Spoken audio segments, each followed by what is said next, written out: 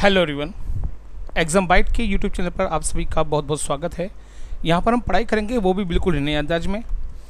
आज का जो हमारा टॉपिक रहेगा यह है ट्रांजैक्शन सिस्टम, जो कि अपडेटेड होगा जुलाई 2021 तक के जितने भी नए अपडेट्स हुए हैं एनईएफटी, आरटीजीएस, आईएमपीएस वगैरह में, उन सभी को इसमें शामिल किया गया है।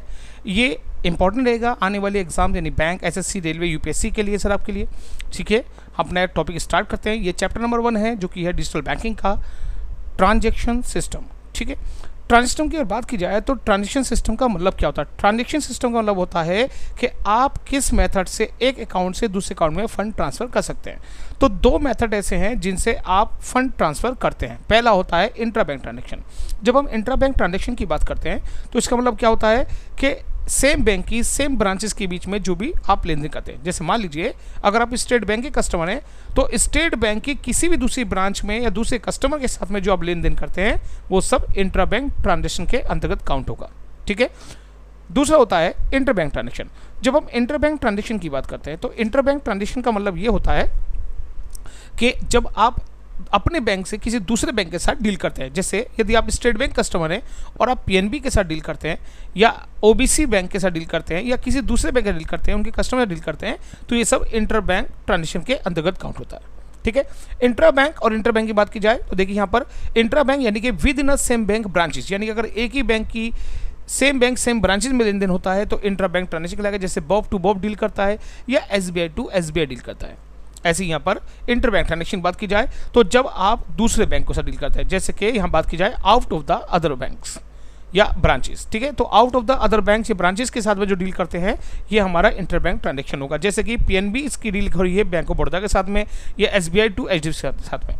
यानी आप अगर पंजाब नेशनल बैंक के कस्टमर हैं तो पीएनबी के कस्टमर रहते हुए आप किसी दूसरे बैंक के साथ में जो लेन देन कर रहे हैं वो सब इंटर बैंक ट्रांजैक्शन अंतर्गत आता है। यदि आप बैंक ऑफ बड़ौदा कस्टमर हैं और बैंक ऑफ बड़ौदा के ही दूसरी ब्रांचों के साथ में या दूसरे कस्टमर के साथ में आप लेन देन कर रहे हैं तो ये हमारा इंट्रा बैंक ट्रांजैक्शन के अंतर्गत काउंट होता है। ठीक है, अब दोस्तों हम इसको थोड़ा डिटेल में पढ़ते हैं। इंट्रा बैंक ट्रांजैक्शन की बात किया तो इंट्रा बैंक ट्रांजैक्शन में सेम बैंक की सेम ब्रांच डील होती है। आप इसको सीबीएस सिस्टम भी कह सकते हैं, यानी आल्सो कॉल्ड सीबीएस सिस्टम। यहाँ पर सीबीएस से क्वेश्चन राइज होता है कि what is the meaning of CBS या सीबीएस की फुल फॉर्म क्या है। तो पहले इसकी फुल फॉर्म बात करते हैं, is a core banking solution. Core banking solution, ठीक है, यहाँ पर कोर की फुल फॉर्म पूछी जाती है तो कोर क्या होता है? Is a centralize online real time exchange. अब ये समझिए कि ये सीबीएस सिस्टम है क्या और ये कैसे काम करता है। एक्चुअल में ये एक ऐसा सिस्टम है जिसमें आपकी जो ब्रांच है, आपकी ब्रांच सेंट्रल सर्वर से जुड़ करके आपको नेट बैंकिंग की, एटीएम की और डिफरेंट टाइप की बैंकिंग फैसिलिटीज़ प्रोवाइड करती है। मैं आपको थोड़ा विस्तार से इसको समझाता हूँ। एग्जाम्पल से आप समझिएगा। जैसे मान लीजिए अगर मैं पुरानी व्यवस्था की बात करूं, पुराने टाइम में अगर कोई मान लीजिए बैंक है, सपोज करते हैं ये बैंक है स्टेट बैंक ऑफ इंडिया। ठीक है, और स्टेट बैंक में पुराने टाइम में होता क्या था कि कंप्यूटर ज़्यादा लगे नहीं होते थे, तो वहाँ पर एक काउंटर मान लीजिए ये बना दिया गया। ठीक है, एक काउंटर ये है और एक काउंटर आपका ये बना दिया गया। सर ये काउंटर है, यहाँ पर आप डिपॉजिट कर सकते हैं ओनली और यहाँ पर आप सिर्फ विड्रॉ कर सकते हैं। ऐसे काउंटर हुआ करते, 2 या 3 काउंटर बनाए जाते थे सर। ठीक है, और वेरिफिकेशन करने के लिए पीछे एक अथॉरिटी बिठाई जाती थी, यानी कि वेरिफिकेशन ऑफिसर बैठता था। ये मान लीजिए ये हैं वेरिफिकेशन ऑफिसर, कोई मिस्टर एक्स हैं, इनको एक कंप्यूटर दे दिएगा टेबल पर और यहाँ पर बैठे हुए वो क्या कर रहे हैं सर? वो कंप्यूटर पे चीज़ों को वेरीफाई करते हैं सर, यानी अकाउंट नंबर है, साइन है, इन सब चीज़ों को वो यहाँ पर वेरीफाई करते हैं सर। ठीक है, स्टेट बैंक की जो ब्रांच है स्टेट बैंक के मेन सर्वर से जुड़ी होगी। मान लीजिए स्टेट बैंक कहाँ है हेडक्वार्टर्स का? मुंबई में, तो मुंबई में ही इसका मेन सर्वर रखा होगा और स्टेट बैंक की जितनी भी 22,000 ब्रांचेस हैं उन सभी ब्रांचेस का डेटा उसके अंदर सेव होता है। तो ये जो एसबीआई की ब्रांच है, इस ब्रांच को हम इसके साथ में कनेक्ट कर देते हैं और कनेक्ट करने के बाद क्या होता है कि ये ब्रांच अपना डेटा इस हेड ऑफिस से यानी हेडक्वार्टर से यहाँ से उठाएगी सर, और उसके बाद जो भी लेन देन होगा वो यहाँ पर सेव होगा और बाद में इसको यहाँ सर्कुलेट किया जाएगा। अब एक बात समझिए, जो ये मेन अथॉरिटी यहाँ बैठा है, पहले कंप्यूटर कम लगते थे, एक कंप्यूटर लगा है तो सिर्फ एक ही बंदे को अथॉरिटी दी गई, उससे एक यूनिक आईडी, एक पासवर्ड दे दिया गया और उसके बिहाफ पर वो चीज़ों को वेरीफाई करता है। अब देखिए एग्जाम्पल, सपोज कीजिए कि यहाँ पर कोई व्यक्ति है मिस्टर एक्स और ये 1 लाख रुपए का चेक लेकर के यहाँ पर पहुँचते हैं बैंक में। ये कैशियर को चेक देते हैं और जब चेक देते हैं तो कैशियर इसके बदले इन्हें एक टोकन देता है सर। ठीक है, कोई एक टोकन देता है कि आप टोकन लेके वेट कीजिए और आपका चेक क्लियर किया जाएगा। चेक लेने के बाद कैशियर कोई अथॉरिटी नहीं थी वो डायरेक्टली आपको पेमेंट कर सके। चेक पहले वेरीफाई होगा। चेक कहाँ जाएगा?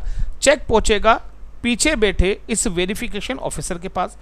वेरिफिकेशन ऑफिसर का जो कंप्यूटर है ये जुड़ा है आपके सेंट्रल सर्वर से, ठीक है। एसबीआई का हेडक्वार्टर का जो मेन सेंट्रल सर्वर है उससे जुड़ा हुआ है, जहां से ये अपनी ब्रांच का डेटा एक्सेस करेगा एक यूनिक आईडी पासवर्ड के माध्यम से, और वहां पर ये इस आईडी पासवर्ड के माध्यम से आपके चेक को वेरीफाई करेगा कि आपका नाम क्या है, आपका अकाउंट नंबर क्या है, आपके जो साइन है वो मैच कर रहे नहीं कर रहे हैं, आपका फोटो मैच कर रहे नहीं कर रहा है, और अकाउंट में पैसा है नहीं है। अगर सब चीज़ें इसने देखा कि ओके हैं, तब ये वेरीफाई करती ओके करेगा। जैसे ही ओके करेंगे वेरिफिकेशन ऑफिसर, उसके बाद चेक वापस पहुंचेगा इस कैशियर के पास में, और तब टोकन दे करके आप क्या होगा, आपको पैसा मिल जाएगा सर। ये है पुरानी व्यवस्था। अब इस व्यवस्था में आप देख रहे हैं क्योंकि काउंटर 1 या 2 बनाए गए हैं और वेरिफिकेशन के लिए सिर्फ एक अथॉरिटी बैठी हुई है, इसी कारण लंबी लंबी लाइनें पीछे लग जाया करती थी, जिसकी वजह से समय बहुत ज़्यादा खर्च होता था। बाद में सन 2003-4 के पीरियड से रिजर्व बैंक ने सिस्टम में चेंज किया, लेकर आया सीबीएस सिस्टम सर। इसके लिए क्या करा उन्होंने कि हर ब्रांच में एक सेंट्रल सर्वर बना दिया। मान लीजिए इसका नाम रखा हमने कोर। हर ब्रांच का अपना एक सेंट्रल सर्वर रख दिया गया, और रखने के बाद ब्रांच के अंदर के जितने भी कंप्यूटर से नए नए कंप्यूटर लगा दिए गए, और हर कंप्यूटर को आपने केबल के माध्यम से या नेट के माध्यम से या वाईफाई के माध्यम से इनसे कनेक्ट कर दिया, यानी सारे कंप्यूटर जुड़ गए। इसके अलावा इसी से आपके एटीएम जोड़ दिए गए, इसी से आपकी नेट बैंकिंग जोड़ दी गई, ठीक है, यूएसएसडी जोड़ दी गई सर, यानी जितना भी आपका इंपॉर्टेंट पोर्शन है वो सब इससे जोड़ दिया गया सर, ठीक है।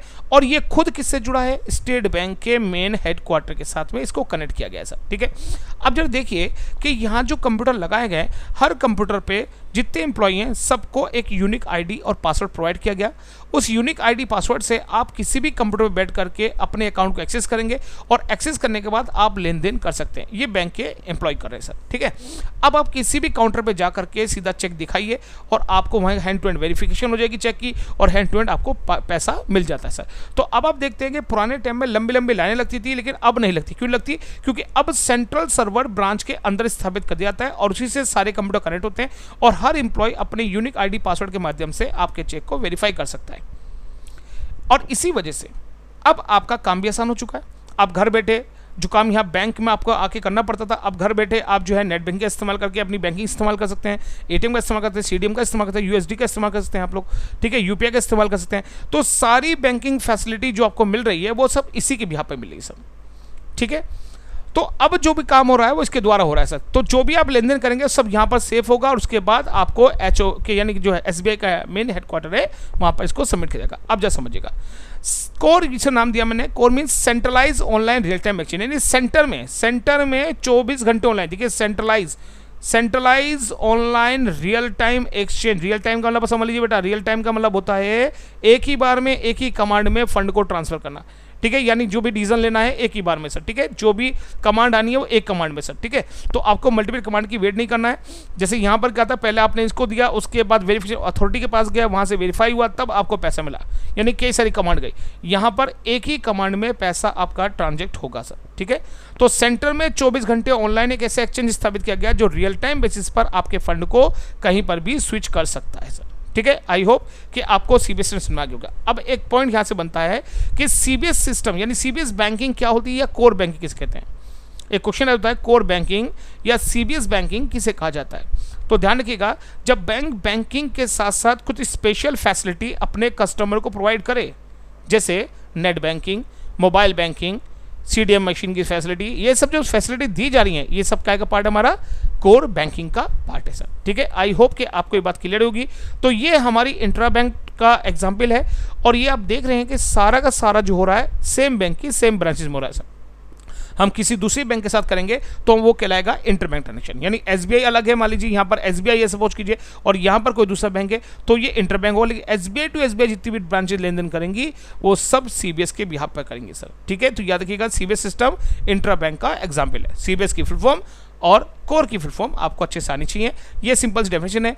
Core banking allow interconnectivity between branches of the same banks and facilitates management of deposit, loan and credit processing with the CBS.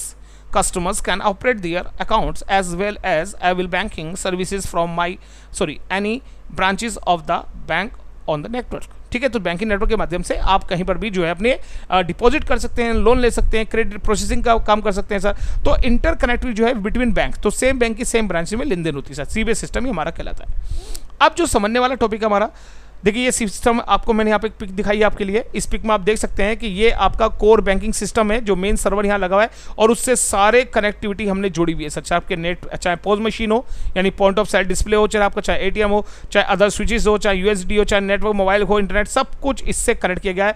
ठीक है, जितने भी कार्य हो रहे हैं सब इसके द्वारा हो रहे हैं सर। तो जितनी भी बैंकिंग फैसिलिटी आपको मिल रही है सेम बैंक की सेम ब्रांचेस से, वो आपकी कोर बैंकिंग के अंतर्गत आती है। अब हम बात करते हैं यहाँ पर इंटर बैंक ट्रांजेक्शन। तो इंटर बैंक ट्रांजेक्शन की अगर बात की जाए, यानी एक बैंक से किसी दूसरे बैंक में फंड ट्रांसफर करने का जो तरीका है वो हमारे पास जो है 4 तरीके हैं सर। नंबर 1 पे एनईएफटी, नंबर 2 पे आरटीजीएस, नंबर 3 पे आईएमपीएस सुविधा, और उसके बाद आती है यूपीआई की सुविधा। हम एक एक करके इनके ऊपर बात करेंगे। देखो, शुरुआती स्टेज में अकाउंट से फंड ट्रांसफर करने के लिए एनईएफटी आए, आरटीजीएस आए, और इनमें कुछ कमियां थी, उनको दूर करने के लिए आईएमपीएस आया, और आईएमपीएस की कमी को दूर करने के लिए यूपीआई को लाया गया था। वो कमियां क्या थी, इन पर हम लोग अभी आगे डिस्कस करेंगे। पहले नंबर पे हमारा जो पोर्शन है वो क्या है, एनईएफटी आरटीजीएस। तो पहले नंबर पे आपको पता होना चाहिए इनकी फुल फॉर्म। तो इन फुल फॉर्म्स को आप अच्छी से नोट कर लीजिएगा, क्योंकि ये एग्जाम में आपसे पूछे जाते हैं। एनईएफटी, आरटीजीएस, आईएमपीएस की फुल फॉर्म, ठीक है sir. National electronic fund transfer, real time growth settlement, immediate mobile payment system and unified payment interface, ठीक है। अब हम आगे बढ़ते हैं इसके अंदर। अब आप बात समझ लीजिए कि जब आप एनईएफटी या आरटीजीएस करते हैं, शुरुआती स्टेज में जब एनईएफटी आया था, तो एनईएफटी करने के लिए आपको रेमिटर्स और बेनिफिशियरी जो वर्ड यूज करते हैं हम लोग, इनके बारे में भी थोड़ा सा जान लीजिए, ठीक है। जब हम रेमिटर्स की बात करते हैं, बेनिफिशियरी की बात करते हैं, तो ये क्या होता है सर। देखिए, जब भी आप एनईएफटी, आरटीजीएस कर रहे हैं, किसी को पैसा भेज रहे हैं, मंगा रहे हैं, तो दो ही पक्ष होते हैं। एक तो पैसा दे रहा होता है सर, एक पैसा ले रहा होता है सर। तो जो व्यक्ति डिपॉजिटर्स होता है, जो पैसा जमा करेगा, वो व्यक्ति कौन है, रेमिटर्स होता है। और जो व्यक्ति बेनिफिट हासिल करेगा यानी विड्रॉ करेगा, पैसा लेगा, वो क्या होता है, बेनिफिशियरी। तो अगर मान लीजिए कि मैं आपको फंड ट्रांसफर करना चाहता हूं, तो मुझे आपको एनईएफटी या आरटीजीएस करने के लिए मुझे क्या क्या इन्फॉर्मेशन चाहिए। तो देखिए, ध्यान दीजिएगा कि रिक्वायरमेंट फॉर एनईएफटी आरटीजीएस, जब भी आपको एनईएफटी आरटीजीएस चाहिए तो आपको बेनिफिशियरी की इन्फॉर्मेशन चाहिए होती है, जिसको आप पैसा भेजना चाहते हैं। तो बेनिफिशियरी की इन्फॉर्मेशन की बात किया तो क्या क्या चाहिए, आपको हमें नाम बताना पड़ेगा, आपके बैंक का नाम बताना पड़ेगा, आपका अकाउंट नंबर बताना पड़ेगा, और उसका आईएफएससी कोड कंपलसरी है, आईएफएससी कोड बताना सर, ठीक है। ये 4 इन्फॉर्मेशन होंगी तभी आप एनईएफटी आरटीजीएस कर सकते हैं। ये भी याद रखिएगा कि जब आप एनईएफटी या आरटीजीएस करते हैं तो आपको इसके लिए एक कंप्यूटर या लैपटॉप या मोबाइल की जरूरत पड़ती है, और साथ में चाहिए इंटरनेट, ठीक है। और उसके बाद आप एनईएफटी या आरटीजीएस कर सकते हैं इन 4 इन्फॉर्मेशन के बिहाफ पर, ओके। अब हम बात करते हैं कि जो एनईएफटी है, इसमें एक वर्ड आ गया आईएफएससी कोड। ये आईएफएससी कोड क्या होता है, ये मैं आपको पहले समझा देता हूँ। देखिए, आईएफएससी कोड जो होता है, इसे बोलते हैं इंडियन फाइनेंशियल सिस्टम कोड, ठीक है। देखिए, Indian financial system code, Indian financial system code को रिजर्व बैंक द्वारा डेवलप किया गया, और ये एक ऐसा तरीका है जिससे आप अपने अकाउंट से जब किसी दूसरे अकाउंट में फंड ट्रांसफर करते हैं तो पैसा एग्जैक्ट लोकेशन के एग्जैक्ट अकाउंट के अंदर ट्रांसफर हो, उसके लिए बहुत जरूरी, यानी कि ऑनलाइन फंड ट्रांसफर के लिए ये इंपॉर्टेंट चीज़ है सर, ठीक है।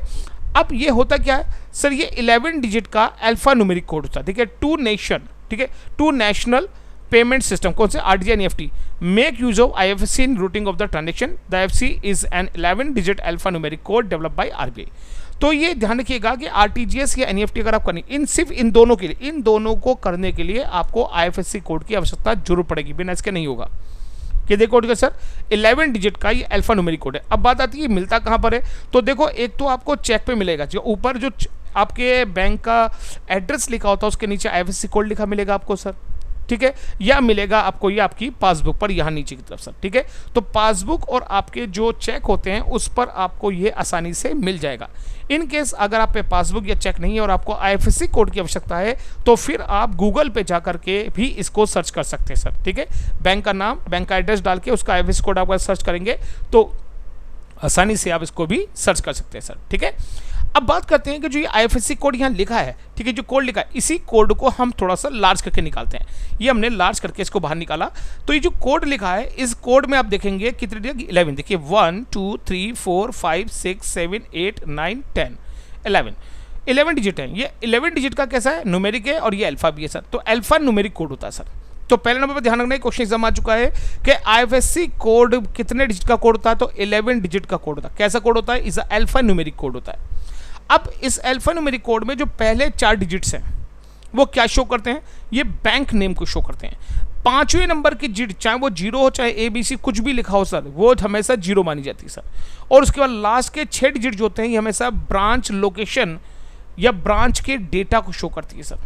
ठीक है, अब इस समय कैसे होगा कि अगर हमें किसी व्यक्ति को फंड ट्रांसफर करना है और उसका हमें आईएफएससी कोड मिल गया है, तो क्या होगा, जब ऑनलाइन ट्रांसफर किया जाएगा तो एग्जैक्ट उसके बैंक का नाम हो यहाँ से पता चल रहा है और एग्जैक्ट उसके बैंक की लोकेशन पता चल रही है हमें, और उस लोकेशन के हिसाब से फंड आसानी से ट्रांसफर हो जाएगा। आई होप इतनी जानकारी आपके समझ में आई होगी सर। तो यहाँ से क्वेश्चन क्या बनता है, एक तो आईएफएससी की फुल फॉर्म पूछी जाती है, कितने डिजिट का कोड होता है, ये कैसा कोड होता है और ये कहाँ मिलता है, ये आपको पता होना चाहिए, और इसके पहले 4 डिजिट क्या कहते हैं, 5 डिजिट क्या कहती है और आपके लास्ट डिजिट क्या कहती हैं, ये आपको पता होना चाहिए इसके अंदर। ठीक है, ये भी ध्यान रखिएगा कि जो ये कोड मैंने दिखाया, एग्जाम्पल लिया है, जोड़ने के आपको ऐसे ही मिल जाए, हो सकता है SBINPPKK कुछ भी करके लिखा हो सकता है, फिर 1 2 3 कुछ लिखा हो सकता है सर, कुछ भी लिखा हो, बस पहले 4 डिजिट हमेशा बैंक नेम होंगे, 5वें पे जो भी डिजिट होगी वो हमेशा 0 मानी जाएगी, और उसका जितनी भी बची हुई 6 डिजिट हैं उसको हमेशा ब्रांच लोकेशन में ही आप काउंट करेंगे। आगे बात करते हैं इसके अंदर। अब इसके ब्याह पर ही आप NEFT RTGS कर सकते हैं। यानी NEFT करने के लिए क्या चाहिए आपको, एक इंटरनेट चाहिए होगा, एक लैपटॉप या मोबाइल, या फिर आपके पास डेस्कटॉप होना चाहिए sir. National electronic fund transfer, NEFT क्या है, नेशनल इलेक्ट्रॉनिक फंड ट्रांसफर। ठीक है, नाम समझिएगा, नेशनल लेवल का यानी राष्ट्रीय स्तर पर इलेक्ट्रॉनिकली फंड ट्रांसफर करने का तरीका, यानी कि EFT की फुल फॉर्म एग्जाम आती है बेटा, ध्यान रखना, EFT means electronic fund transfer, यानी EFT करने कहाँ पर है, नेशनल लेवल पर। तो जब इलेक्ट्रॉनिकली फंड ट्रांसफर नेशनल पे करते हैं तब इसको NEFT कहा जाता है। ठीक है, तो NEFT में एक खास बात समझ लीजिएगा, NEFT सिर्फ इंडियन बाउंड्री के अंदर ही की जाती है, इंडिया के बाहर नहीं कर सकते सर। यानी NEFT के द्वारा ना तो इंडिया के बाहर पैसा भेज सकते हैं ना ही मंगा सकते हैं, उसके लिए हमें RTGS इस्तेमाल करना पड़ता है। अब NEFT है क्या, इसके फीचर्स क्या है, इस पर बात कर लेते हैं। देखिए, नेशनल इलेक्ट्रॉनिक फंड ट्रांसफर की बात की जाए तो अब ये 24 घंटे 7 दिन और 365 दिन काम करता है। 16 दिसंबर 2019 की RBI की गाइडलाइन के अनुसार ये व्यवस्था की गई है कि अब जो NEFT है, NEFT के माध्यम से अब आप फंड 24 घंटे 7 दिन ट्रांसफ़र कर सकते हैं। पहले सुबह 8 से शाम 7 बजे की टाइमिंग हुआ करती थी सर, लेकिन तेज़ी से बढ़ते ऑनलाइन ट्रांजैक्शन उस चलन को देखते हुए रिजर्व बैंक ने इसको आसान करने के लिए अब इस NEFT सर्वर को 24 घंटे 7 दिन का कर दिया है सर। यानी अब ये 7 दिन काम करता है, बस छुट्टी के दिन जो होता है ये काम नहीं करेगा सर। यानी कोई नेशनल हॉलिडे है सर, कोई भी नेशनल हॉलिडे होता है उस दिन ये कार्य नहीं करेगा। अब NEFT द्वारा आप कम से कम कितना अमाउंट भेज सकते हैं, तो मिनिमम लिमिट इसकी क्या है, नो मिनिमम लिमिट सर। आप 1 रुपया भी भेज सकते हैं, मैक्सिमम भी नो लिमिट है। यानी NEFT द्वारा अगर आप फंड ट्रांसफर कर रहे हैं इंडिया के अंदर कहीं भी, तो ना तो इसकी कोई मिनिमम लिमिट है ना ही कोई इसकी मैक्सिमम लिमिट्स होती है। आप कितना ही पैसा कहीं पर भी ट्रांसफर कर सकते हैं सर। कहाँ कर सकते हैं आप सर, एनीवेयर इंडिया। ध्यान रखना, इंडिया के अंदर आप कहीं भी फंड ट्रांसफर कर सकते हैं, इंडिया के बाहर बिल्कुल नहीं। इसलिए मैंने यहाँ लिखा है only, anywhere in India only. ठीक है, ये ध्यान रखिएगा सर। आगे हम बात करते हैं इस पर चार्जेस क्या हैं, तो याद रखिएगा 1 जनवरी 2020 को RBI ने इसके चार्जेस नील कर दिए हैं सर। इस पर जो चार्जेस लगा करते थे वो चार्जेस पूरी तरह से हटा दिए गए हैं ताकि ऑनलाइन ट्रांजेक्शन तेजी के साथ बढ़ सके सर। ठीक है, आगे हम बात करते हैं ट्रांजेक्शन टाइम कितना लेता है, ट्रांसफर समय कितना लेता है। अगर NEFT द्वारा अपने फंड ट्रांसफर किया है तो जो समय इसमें लगने जा रहा है वो कम से कम 30 मिनट से लेकर के 24 घंटे का समय लगता है। अब आप कहेंगे 24 घंटे कैसे, इसके पीछे कारण ये है कि NEFT के द्वारा जो फंड ट्रांसफ़र होता है वो बैचेस की फॉर्म में होता है। ये बैचेस क्या हैं ये भी हम आगे डिस्कस करेंगे। फिलहाल ये देखिएगा 30 मिनट का एक बैच होता है, इसलिए 30 मिनट के बाद आपका फंड आ सकता है और मैक्सिमम 24 घंटे का समय लग सकता है। और यहाँ से IPS क्वेश्चन उठा चुका है कि फंड ट्रांसफ़र होने में मैक्सिमम कितना समय लगता है, तो 24 घंटे का समय लगता है। ठीक है सर, एक दिन के अंदर 24 घंटे के अंदर आपका फंड ट्रांसफ़र होगा। लेकिन हॉलीडे वाले दिन क्या होगा, ऑफ रहता है। याद रखिएगा सर, अगर होली, दिवाली, ईद पड़ गई है या कोई संडे पड़ गया है और उस दिन क्या होगा, NEFT का फंड ट्रांसफ़र नहीं किया जाएगा सर।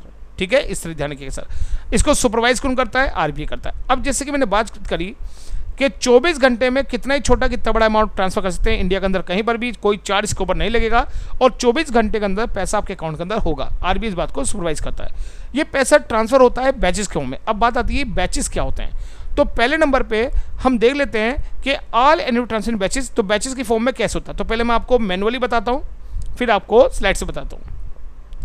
देखिए बैचेस का मतलब ऐसे समझ लीजिए कि ये बैचेस नहीं है, एक तरह की टोकरियां मान लीजिए सर, ये टोकरियां हैं, ये टोकरी नंबर 1 है, ये टोकरी नंबर 2 है, ये 3 है, और ऐसे करते करते एक दिन में टोटल 48 टोकरियां मिलती हैं सर। ठीक है, ये टोकरियां नहीं है, बैचेस हो गए। बैचेस के लिए टोकरी मान लीजिए, बात है कि सर अब होता क्या है कि जितने भी देश के अंदर बैंक है वो पैसा इधर से उधर लगातार भेजते हैं, कस्टमर भेजते रहते लगातार। तो ये पैसा लगातार क्या होता है, कोई कुछ इस टोकरी में गिरता है, कुछ इस टोकरी में, कुछ इस टोकरी में, ऐसे ही करते करते हर टोकरी में कुछ न कुछ अमाउंट लगातार गिरता रहता है। अब मान लीजिए कि किसी व्यक्ति का फंड आया है 30 नंबर की टोकरी में, तो सीधी बात है कि 30 मिनट पर एक टोकरी में भरा पैसा ट्रांसफर हो जाएगा। 30 मिनट बाद क्या होगा, ये टोकरी जाएगी पीछे और नई टोकरी उसके आगे खड़ी हो जाएगी सर। ठीक है, हर 30 मिनट पे एक एक टोकरी निकलती है। इसका मतलब 30 मिनट का मतलब होगा 30 टोकरी, मतलब 30 यानी कि 1.5 घंटे बाद 30 नंबर की टोकरी पैसा ट्रांसफर कर देगी। और अगर मान लीजिए आपका 48 टोकरी में नंबर है पैसा है, तो उसका मतलब है कि वो आपको 24 घंटे के बाद पैसा आपके अकाउंट में पहुंच जाएगा। यानी 24 घंटे के अंदर, मैक्सिमम 24 घंटे में फंड आपके अकाउंट में ट्रांसफर होगा। एक और बात समझिए, जो बेस्ट टाइमिंग है वो आपकी है 30 मिनट की, और बैचेज में जो फंड निकलता है, ध्यान रखिएगा, एक दिन में टोटल 48 बैचेज मिलते हैं। ठीक है, और बैचेज के अंदर कम से कम मिनिमम 50,000 रुपया या इससे ऊपर कितना भी अमाउंट चाहिए, यानी एक टोकरी में जमा जितना भी पैसा है, जितना भी जमा हुआ 30 मिनट पैसा, वो अमाउंट कुल 50,000 या इससे ऊपर होना चाहिए। यदि 50,000 से नीचे अमाउंट आता है तो उस केस में ये फंड ट्रांसफर नहीं होगा। वो फंड का पैसा पहले नंबर की टोकरी दूसरे नंबर की टोकरी में खाली कर देगी, और खाली करके खाली होकर ये जा करके पीछे की तरफ फिर से लग जाएगी सर, और 2 नंबर की टोकरी आगे आ जाएगी।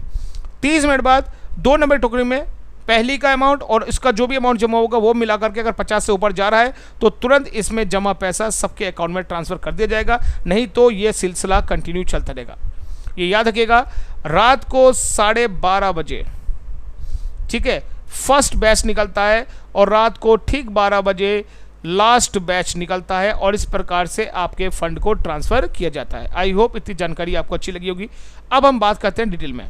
अगर आपसे पूछे कि एक दिन के अंदर टोटल कितने बैचेस मिलते हैं, तो याद रखिएगा टोटल 48 बैच मिलते हैं, और ये बैचेस 30 मिनट के होते हैं सर। ठीक है, 48 बैच एवरी डे सर। ठीक है, और कितने मिनट का होता है, 30 मिनट का एक बैच होता है। जैसे कि मैंने बताया, हर 30 मिनट पे एक बैच निकलता है। कब निकलता है पहला बैच, रात 12:30 बजे पहला बैच निकलता है, और लास्ट बैच निकलता है आपका रात को ठीक 12 बजे सर। ठीक है, मिनिमम अमाउंट कितना, 50,000 ट्रांसफर कर सकते हैं, यानी एक बार के बैच ट्रांसफर में 50,000 का अमाउंट होना चाहिए।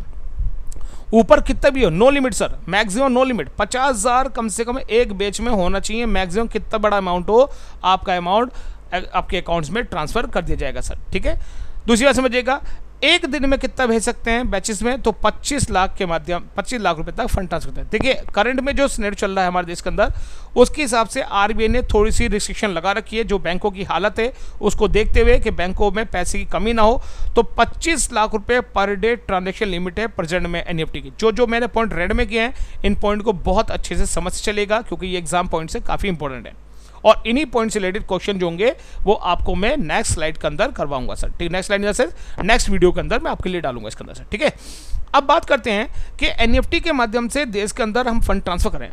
एनईएफटी के लिए हमने क्या चाहिए था, हमें कंप्यूटर चाहिए था, हमें इंटरनेट चाहिए था, और हमें क्या चाहिए था, आपका नाम, आपके बैंक का नाम, उसकी आईएफएससी कोड, ये सब इंफॉर्मेशन हमें चाहिए होती है, तब हम ट्रांसफर कर सकते हैं।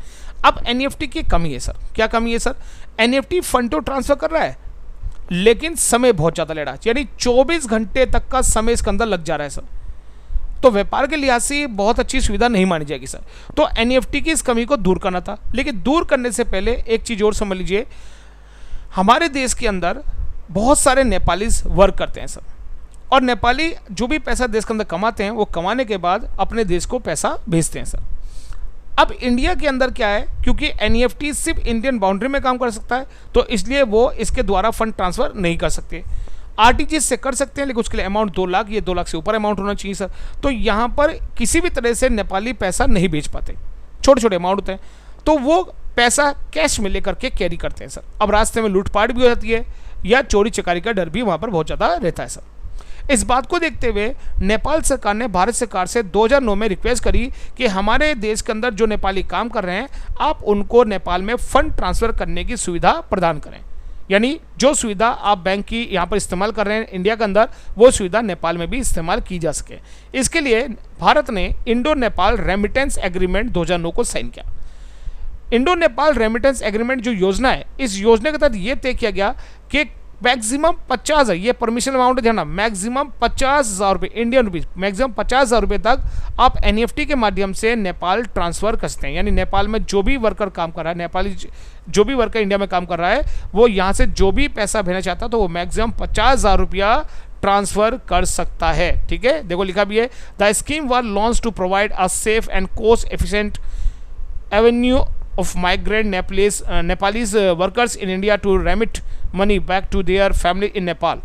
A remitters can transfer fund up to Indian rupees 50,000, यानी मैक्सिमम परमिसिबल अमाउंट है सर, ये 50,000 से ऊपर नहीं कर सकते sir, from any of the NEFT enable branch in India. तो भारत में जो भी एनईएफटी इनेबल ब्रांच है उसके माध्यम से नेपाली वर्कर्स 50,000 रुपये तक नेपाल को ट्रांसफर कर सकते हैं एनईएफटी।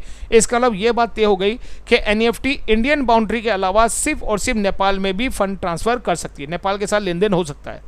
ठीक है, तो ये बात ध्यान रखना, नेशनल इलेक्ट्रॉनिक फंड ट्रांसफर सुविधा के द्वारा हम इंडिया के साथ साथ सिर्फ नेपाल में भी लेन देन कर सकते हैं। ठीक है, अब बात करते हैं आगे। एनईएफटी के अंदर जो सबसे बड़ी कमी थी वो थी समय बहुत ज़्यादा लिया जा रहा है। इस बात को देखते हुए आरबीआई ने इसमें नया अपडेशन किया और अपडेट करते हुए लेकर आए आरटीजीएस। आरटीजीएस बोलते हैं is a real time growth settlement. Real time growth settlement की बात की जाए तो देखिए नाम समझिएगा, रियल टाइम मतलब होता है एक ही कमांड में ग्रोथ सेटलमेंट। ग्रोथ मतलब जितना भी अमाउंट हो, चाहे कितना बड़ा अमाउंट हो, चाहे हजारों लाखों करोड़ रुपए क्यों ना हो सर, तो रियल टाइम ग्रोथ सेटलमेंट यानी एक ही कमांड में पूरा पैसा ट्रांसफर करना, यह है आरटीजीएस। ठीक है, तो आरटीजीएस सुविधा की बात की जाए तो सन 2005 में इस सुविधा को लॉन्च किया आरबीआई के द्वारा, और आरटीजीएस की लेकर बात की जाए तो अब ये भी 24 घंटे 7 दिन की हो चुकी है सर। देखिए आरटीजीएस की जो टाइमिंग थी वो भी पहले क्या थी, सुबह 8 से रात के 8 बजे के बीच हुआ करती थी सर, लेकिन इस सुविधा में क्योंकि तेजी से ट्रांजैक्शन ऑनलाइन हमारे बढ़ रहे हैं, डिजिटल हम लोग हो रहे हैं, ठीक है, फाइनेंशियल इंक्लूसिव हम लोग बढ़ रहे हैं, इसीलिए आरबीआई ने कि ज़्यादा ऑनलाइन ट्रांजैक्शन हो और उसमें आपको सुविधा मिले, इसके लिए आरटीजीएस सुविधा को अब 24 घंटे कर दिया गया। ये इंपॉर्टेंट है, आपसे पूछ सकता कब से हुआ है, तो 1 दिसंबर 2020 की आरबीआई गाइडलाइन के अनुसार अब ये 24 घंटे 7 दिन 365 दिन काम करेगा, लेकिन ये भी हॉलीडे वाले दिन ऑफ रखा जाएगा सर। ध्यान रखना, आरटीजीएस और एनईएफटी दोनों ही हॉलीडे वाले दिन काम नहीं करेंगे, बाकी दिन लगातार काम करेंगे। कितना अमाउंट भेज सकते हैं, मिनिमम 2 लाख रुपया, मैक्सिमम कितना भेज सकते हैं हम लोग, नो लिमिट सर। यानी अगर आरटीजीएस के थ्रू आपको इंडिया में या इंडिया के बाहर कहीं भी पैसा भेजना है तो 2 लाख या 2 लाख से ऊपर ही भेज सकते हैं। यदि अमाउंट 2 लाख से नीचे है तो सिर्फ एनईएफटी होगा, आरटीजीएस नहीं होगा, और वो भी सिर्फ इंडिया के अंदर। क्वेश्चन एग्जाम आ चुका है कि अब्रॉड फंड ट्रांसफर करने के लिए हम किस मेथड का इस्तेमाल करते हैं, तो only one and only RTGS. तो रियल टाइम ग्रोथ सेटलमेंट के माध्यम से आप अपना पैसा दूसरे अकाउंट में ट्रांसफर कर सकते हैं, देश के या दुनिया के किसी भी अकाउंट में। कहाँ काम करता है, एनीवेयर इन द वर्ल्ड। ठीक है, यहाँ साफ साफ लिखा है एनीवेयर इन द वर्ल्ड, वहाँ पे लिखा था इंडिया ओनली सर। ठीक है, याद रखिएगा सर। तो कहीं भी वर्ल्ड में आप भेज सकते हैं। चार्जेस भी नील हो चुके हैं, कब से, 1 जनवरी 2020 से आरबीआई के द्वारा इस पर लगने वाले सभी चार्जेस को पूरी तरह समाप्त कर दिया गया है सर। ठीक है, और रियल टाइम बेसिस मतलब एक ही बार में इंस्टेंट फंड ट्रांसफर इसके अंदर होता है। ध्यान रखिएगा, आरटीजीएस में फंड ट्रांसफर इंस्टेंटली होता है, तुरंत ही होता है, वहाँ पर समय ज़्यादा लगता था एनईएफटी के अंदर। तो एनईएफटी में जो समय ज़्यादा लग रहा था उस कमी को दूर करते हुए रियल टाइम बेसिस पर आरटीजीएस को लॉन्च किया गया। हॉलीडे वाले दिन ऑफ दिखा रहा है सर। ठीक है, ध्यान रखिएगा। अब देखिए एक और बात, जो पहले टाइम पे आरटीजीएस सिस्टम जब बना 2005 में तो इसमें कुछ खामियां थी सर, जिस वजह से कभी कभार डिले होता था। तो आरबीआई रूल बनाया कि अगर कोई भी आरटीजीएस ट्रांजैक्शन हो रहा है और किसी वजह से डिले होता है तो मैक्सिमम 30 मिनट तक का डिले आरबीआई मानेगा। अगर 30 मिनट के बाद डिले होता है, 30 से ऊपर डिले होता है, तो जितनी भी देर डिले होगा उसके हिसाब से बैंक पेनल्टी पे करेंगे कस्टमर को सर। ठीक है, तो ये लिखा है delay maximum 30 minute, otherwise bank पे पेनल्टी सर। हालांकि आज की डेट में सर्वर्स वगैरह, कंप्यूटर्स वगैरह काफ़ी एडवांस आ चुके हैं, तो अब ये दिक्कत कम से कम होती है सर, लेकिन फिर भी आपको पता होना चाहिए। एक क्वेश्चन इसे मैंने आईएएस से लिया हुआ क्वेश्चन लिया है, इसके अंदर पूछा गया था इसका आईएसओ सर्टिफिकेशन कोड क्या है। तो सर्टिफिकेट कोड है आपका आईएसओ 20022। ये याद रखिएगा, क्वेश्चन कभी पूछ सकता है आपसे कि रियल टाइम ग्रोथ सेटलमेंट का आईएसओ कोड क्या है। अब ये आईएसओ क्या होता है इस पर हम अगली स्लाइड में डिस्कस करेंगे, आईएसओ किसे कहते हैं सर।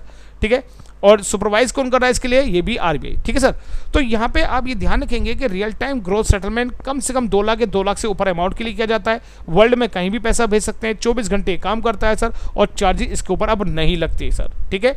अब ये ISO क्या है इसकी बात करते हैं। आप ज्वेलरी खरीदने जाते हैं तो आपने देखा होगा कि ज्वेलरी आप वो पसंद करते हैं जो की होती है BIS मार्क का। ऐसी आप देखते हैं कोई जो इलेक्ट्रॉनिक गैजेट वगैरह हमारा तो ISI मार्क का होता है, एगमार्क मार्क का होता है। ये सब क्या है, ये स्टैंडर्ड है, इनके कुछ स्टैंडर्ड है किसी भी ऑर्गेनाइजेशन के रिगार्डिंग, जो इनके स्टैंडर्ड है, जो ऑर्गेनाइजेशन इनको फॉलो करती है उसको ये सर्टिफाइड करते हैं। ऐसी वर्ल्ड की सबसे बड़ी जो सर्टिफिकेशन संस्था है वो क्या है हमारी ISO, इसे बोलते हैं इंटरनेशनल ऑर्गेनाइजेशन फॉर स्टैंडर्डाइजेशन। देखिए ISO की अगर बात की जाए तो इसका हेडक्वार्टर जिनेवा में, और यही आपके एग्जाम के लिए इंपॉर्टेंट है। कोई भी एग्जाम में अगर बात करें जैसे बैंकिंग, SSC या रेलवे के एग्जाम के अंदर, ठीक है, या स्टेट गवर्नमेंट एग्जाम के अंदर, तो आपसे हेडक्वार्टर ही पूछेगा। बट यदि UPSC का एग्जाम है तो थोड़ा डिटेल पूछ सकता है। तो इंटरनेशनल ऑर्गेनाइजेशन फॉर स्टैंडर्डाइजेशन की बात की जाए तो ये हेडक्वार्टर जिनेवा में, और इसके कुल 165 मेंबर कंट्री हैं सर, ध्यान है 165 कंट्रीज हैं जो इसकी मेंबर हैं, ठीक है। और इसके जो प्रेसिडेंट है वो हैं एडी निजोर्ग। एडी निजोर्ग जो है इसके प्रेसिडेंट हैंगे सर, और इसकी स्थापना हुई थी 23 फरवरी 1947 को। ये भी याद रखिएगा, लंदन में इसकी स्थापना की गई थी सर 23 फरवरी 1947 को। ऑफिशियल लैंग्वेज इंग्लिश है इसकी, और इसके अलावा इंग्लिश के अलावा French and Russian 2 other language भी हैं जो इस पर काम होता है सर, ठीक है। तो ये बात ध्यान रखिएगा। तो इसका काम क्या होता है कि दुनिया में जो भी संगठन काम कर रहे हैं, जो भी ऑर्गेनाइजेशंस काम कर रही हैं, जो कि अंतर्राष्ट्रीय मानकों के अनुरूप, ISO के मानकों के अनुरूप कार्य कर रही हैं सर, तो उनको ISO सर्टिफिकेशन देते हैं। इसे काफ़ी सम्मान माना जाता है कि ISO सर्टिफाइड कंपनी है। तो उस केस में जो दूसरी कंपनियां वो उसके साथ कार्य करने को तैयार रहती हैं, उनके साथ इन्वेस्टमेंट करने को तैयार रहती हैं, तो उनको बिजनेस में काफ़ी हेल्प मिलती है, ठीक है। ये एक तरह का स्टैंडर्ड मार्किंग है सर। ISO के बाद अब हम बात करते हैं आगे IMPS की सर। देखिए जैसे हमने NFT की बात करी तो NFT सुविधा थी तो अच्छी, 2004 में लाई थी जब, पर उसमें कमी थी कि उसमें समय बहुत ज़्यादा लगता था। समय ज़्यादा लगता था तो उसकी कमी को दूर करने के लिए हम लेकर आए RTGS। अब RTGS इंस्टेंट फंड ट्रांसफर करता था, लेकिन उसमें भी एक कमी थी RTGS में। RTGS की कमी ये थी कि जो फंड ट्रांसफ़र किया जा रहा है वो फंड 2 लाख से नीचे नहीं होता, यानी छोटे अमाउंट के लिए RTGS नहीं कर सकते, इसलिए व्यापार के लिए वो ज़्यादा अच्छा नहीं माना जाएगा सर। बाद में IMPS सुविधा आती है, यानी RTGS में जो कमी थी उसको दूर करने के लिए हम लेकर आते हैं IMPS सुविधा। इसे बोलते हैं immediate payment service. Immediate payment service की बात की जाए तो IMPS सुविधा को जो लॉन्च किया गया था सन 2010 में, नवंबर 2010 में, श्यामला गोपीनाथ RBI की पूर्व गवर्नर है, डेप्यूटी गवर्नर एक्चुअली, तो श्यामला गोपीनाथ कमेटी के रिकमेंडेशन पर सन 2010 में IMPS सुविधा को इंट्रोड्यूस किया NPCI ने सर, ठीक है। 24 घंटे सार्वजनिक काम करती है, लॉन्च बाई एस गोपीनाथ, ठीक है, 22 नवंबर 2010 को सर। तो डेवलप किसने किया, NPCI ने इसको सर, इसको बनाया था NPCI, national payment corporation of India, इसने इसको बनाया है, ठीक है। और एस गोपीनाथ जो है, ये श्यामला गोपीनाथ, ये फीमेल डेप्यूटी गवर्नर है, जिन्होंने इसकी रिकमेंड की थी कि भारत के अंदर जो कमियां आ रही हैं RTGS की उसको दूर करने के लिए हमें छोटे अमाउंट को भी इंस्टेंट फंड ट्रांसफर फैसिलिटी होनी चाहिए। तो इमीडिएटली पेमेंट सर्विस की सुविधा इसमें दी गई, और ये inter bank mobile payment system पर बेस्ड है, यानी मोबाइल के माध्यम से अपने अकाउंट का पैसा आप दूसरे अकाउंट्स में ट्रांसफर आसानी से कर सकते हैं सर, ठीक है। हम बात करते हैं इसकी टाइमिंग की, तो 24 घंटे 7 दिन 365 दिन काम करता है। कम से कम ₹1 और मैक्सिमम 2 लाख रुपये पर ट्रांजेक्शन आप भेज सकते हैं। ध्यान, IMPS के थ्रू आप 2 लाख रुपये तक भेज सकते हैं एक बार के ट्रांजेक्शन में। जब भी आपने कभी ऑनलाइन ट्रांसफ़र किया होगा तो आपने देखा होगा जब ऑनलाइन ट्रांसफ़र करते हैं तो ऑप्शन आता है आपके सामने NEFT, RTGS और एक IMPS। IMPS संडे के दिन भी काम करता है, छुट्टी वाले दिन भी काम करता है, क्योंकि कंटिन्यू काम करता है। इसमें कम से कम ₹1 और 2 लाख रुपए तक आप ट्रांसफ़र कर सकते हैं। बैंक इसको ट्रांसफ़र करने के कुछ चार्जेस काटता है आपके अकाउंट से, लेकिन इंस्टेंटली फंड आपके अकाउंट में ट्रांसफ़र हो जाता है सर, ठीक है। कैसे कर सकते हैं, एनीवेयर इंडिया, ध्यान, इससे सिर्फ इंडिया के अंदर ही काम कर सकते हैं सर। वेबसाइट के थ्रू, मोबाइल के थ्रू और SMS के थ्रू आप ऐसा कर सकते हैं सर। ट्रांसफर टाइमिंग की बात की जाए तो इंस्टेंट फंड ट्रांसफर होता है इसमें, ठीक है। और हॉलीडे वाले दिन भी ये क्या करता है, वर्क करता है, और इसको सुपरवाइज करता है कौन, NPCI। अब जरा देखिए, जिक्र आ रहा है बार बार NPCI का। NEFT और RTGS के टाइम पर ये नहीं था। तब हुआ क्या कि रिजर्व बैंक ऑफ इंडिया और भारत की सबसे बड़ी बैंकिंग संस्था यानी IBA, इंडियन बैंक एसोसिएशन ने मिलकर के ये तय किया कि भारत में एक ऐसा संगठन बनाया जाए, एक ऐसी सब्सिडी डेवलप की जाए जो कि पेमेंट सेटलमेंट के लिए अम्ब्रेला ऑर्गेनाइजेशन की तरह काम करे, यानी NPCI। चलिए NPCI को समझते हैं। देखिए NPCI को समझने से पहले एक चीज़ और समझ लीजिए सर, ये पॉइंट मैं आपको बताना भूल रहा था। देखिए अभी एनईएफटी और आरटीजीएस जब हम कर रहे थे तो उसमें हमें क्या चाहिए था, आपका नाम, bank name, account number, IFSC code, ये सब चीज़ चाहिए होती है। बट आईएमपीएस सुविधा जो आई है, इस सुविधा के लिए इन्होंने इसमें थोड़े चेंजेस किए। जैसे वहाँ पे इंटरनेट चाहिए था, कंप्यूटर चाहिए था, आईएमपीएस सुविधा में इनकी आवश्यकता नहीं है। आपके पास फ़ोन चाहे कलर्ड हो, चाहे ब्लैक एंड वाइट हो, चाहे बटन वाला फ़ोन हो, चाहे आप उसके द्वारा एसएमएस के थ्रू फंड ट्रांसफर करते हैं। आईएमपीएस सुविधा में सिर्फ एसएमएस के थ्रू फंड ट्रांसफ़र करने की फैसिलिटी है। और इसमें ये किया गया कि इन चारों इन्फॉर्मेशन की जगह पर एक नया कोड जनरेट किया गया, इसका नाम है एमएमआईडी कोड। एग्जाम में बहुत बार पूछा गया है कि एमएमआईडी की फुल फॉर्म क्या है। इसे बोलते हैं mobile money identifier code. Mobile money identifier code, ये इंपॉर्टेंट है, इसे ध्यान रखिएगा सर। ये 7 डिजिट का एक न्यूमेरिक कोड होता है, ध्यान रखिएगा 7 डिजिट का न्यूमेरिक कोड। ये जो 7 डिजिट होते हैं, इस 7 डिजिट में इनबिल्ड होता है आपका बैंक का आईएफएससी कोड, बैंक का नेम, अकाउंट नंबर और आपका नाम। यानी इन चारों की जगह 7 डिजिट का एक कोड दे देगा और सिर्फ उसी कोड के माध्यम से आप किसी दूसरे व्यक्ति को फंड ट्रांसफर करते हैं। जैसे कि आज की डेट में आप देखते हैं कि मार्केट के अंदर अगर आप कुछ परचेज करने जाते हैं तो आप देखते हैं कि यूपीआई सिस्टम काफ़ी चलता है। आप किसी भी मोबाइल ऐप के थ्रू, जैसे फ़ोनपे हो गया, जैसे आपका पेटीएम होगा, आप उस ऐप के माध्यम से अकाउंट को जोड़ते हुए आप किसी को भी पेमेंट कर देते हैं। यानी उसका मोबाइल नंबर लेकर के आप पेमेंट कर देते हैं, या क्यूआर कोड का भी सहारा ले लेते हैं उसके अंदर। ठीक है, पहले जब 2010 में सुविधा आई तो 7 डिजिट के कोड की ज़रूरत थी और इस कोड के बिहाफ पर आप किसी को भी फंड ट्रांसफर आसानी से कर सकते हैं। देखिए कैसे काम करता है, मैं आपको थोड़ा इसके बारे में बताता हूँ। शुरुआती स्टेज में क्या था कि जब ये सुविधा लॉन्च हुई तो इसमें जब देखा कि छोटे अमाउंट से लेकर 2 लाख तक का फंड इंस्टेंट ट्रांसफर होता है तो पब्लिक ने इसको हाथों लिया। अपने रजिस्टर्ड मोबाइल नंबर पर पब्लिक ने आईएमपीएस सुविधा एक्टिवेट कराई। अब मैं आपको एग्जांपल देता हूँ। ये कोई व्यक्ति है मिस्टर एक्स, और मान लीजिए ये कोई व्यक्ति है मिस्टर वाई। ये मिस्टर वाई है और ये मिस्टर एक्स है। अब होता क्या है कि मिस्टर एक्स ने वाई से कुछ परचेसिंग करी। मान लीजिए सब्जी खरीदी 500 रुपये की। कितनी खरीदी? 500 रुपये की सब्जी। अब इनको 500 रुपये देने हैं, लेकिन गलती से मिस्टर एक्स पर्स अपना घर पे भुलाएं और उनको पेमेंट देना है। सर अब क्या करें? तो बैंक से जो इन्होंने अपना एक आईएमपीएस सुविधा एक्टिवेट कराई है, ठीक है, रजिस्टर्ड मोबाइल नंबर पे, तो उसके भी यहाँ पर ये अपने मोबाइल के मैसेज बॉक्स में जाएंगे और वहाँ पर IMPS लिख करके स्पेस दे करके जो भी आपका MMID कोड है, यानी किसका? इनका मिस्टर वाई का MID कोड लिखेंगे, स्पेस देंगे और जो अमाउंट है वो लिखेंगे। और लिखने के बाद जो बैंक का सर्वर नंबर आपको दिया जाएगा बैंक की ओर से, उस नंबर पर उसको सेंड कर देंगे। इस मैसेज के बाद बैंक के सर्वर को ये परमिशन मिलेगी, NPCI को ये परमिशन मिलेगी कि वो मिस्टर एक्स के अकाउंट से 500 रुपये काट के सीधा उसको मिस्टर वाई के खाते में ट्रांसफ़र कर दें। यानी आप एक तरह से बैंक को परमिशन दे रहे हैं कि मेरे अकाउंट से इतना अमाउंट निकाल कर उस अकाउंट में ट्रांसफ़र कर दीजिए। तो ऐसा हो जाता है। तो शुरुआत में क्या था कि सभी दुकानदार, सभी लोग अपने MID कोड को कागज़ पर लिखकर या फिर बोर्ड पे लिख करके रखा करते थे, या अपनी दुकान में जहाँ वो बैठते हैं वो पीछे बड़ा बड़ा बोर्ड लगा करके उसके पीछे ये नंबर को लिख देते थे। यानी अगर किसी को ऑनलाइन फंड ट्रांसफ़र करना है तो भाई आप MID कोड हमारा ये हैगा, इसके द्वारा ट्रांसफ़र कर लो। जैसे आज आप देखते हैं QR कोड लगा होता है, वैसे ही MID कोड हुआ करते थे सर। अब इसमें भी एक बहुत बड़ी दिक्कत है सर। इसकी दिक्कत क्या है? MID कोड 7 डिजिट का न्यूमेरिक कोड है। अब न्यूमेरिक कोड में क्या होता है कि कई बार ऐसा होता है कि 7 को 1 समझ लिया या 1 को 7 समझ लिया, तो पैसा क्या होगा? पहुंचना था चीन, पहुंच गया जापान। ऐसी सिचुएशन आ जाएगी आपके सामने, ठीक है। और ऐसा भी होता है कई बार, जैसे मोबाइल खराब होता है, आप दबाते कोई बटन है, दब जाता कोई बटन है, और आपने ध्यान नहीं दिया तो पैसा कहीं का कहीं पहुंच जाता है। तो ये सब समस्याएं MID कोड से IMPS सुविधा के अंदर आ रही थी सर। तब RBI ने सुविधा करी, NPCI को ऑर्डर किया कि भैया ऐसी सुविधा बनाइए आप जिससे पैसा ट्रांसफ़र तो हो, पैसा ट्रांसफ़र हो, लेकिन रजिस्टर्ड मोबाइल नंबर जो उसके द्वारा ट्रांसफ़र हो। यानी MID कोड की जगह हम सीधा रजिस्टर्ड मोबाइल नंबर के थ्रू फंड ट्रांसफ़र कर सके, ऐसी सुविधा हमारे पास होनी चाहिए। इसके लिए UPI सिस्टम को इंट्रोड्यूस किया गया। UPI, ठीक है, जैसे फ़ोनपे, भीम, पेटीएम देख रहे हैं आप, ये सब क्या है? UPI बेस्ड हमारे एप्लीकेशंस हैं। UPI क्या होता है?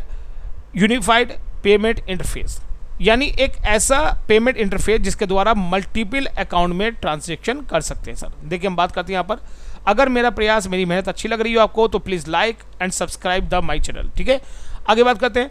UPI की बात की जाए तो UPI यूनिफाइड पेमेंट इंटरफेस, ये सुविधा 11 अप्रैल 2016 को डॉक्टर रघुराम गोविंद राजन द्वारा लॉन्च की गई थी सर। अब इस सुविधा में होता ही है सर कि जो यूपीआई सिस्टम है इसमें आपका जो रजिस्टर्ड मोबाइल नंबर होता है उसके द्वारा आप फंड ट्रांसफर कर सकते हैं। इसके लिए आपको अपने मोबाइल में कोई एक यूपीआई बेस्ड एप्लीकेशन लॉन्च करनी पड़ेगी।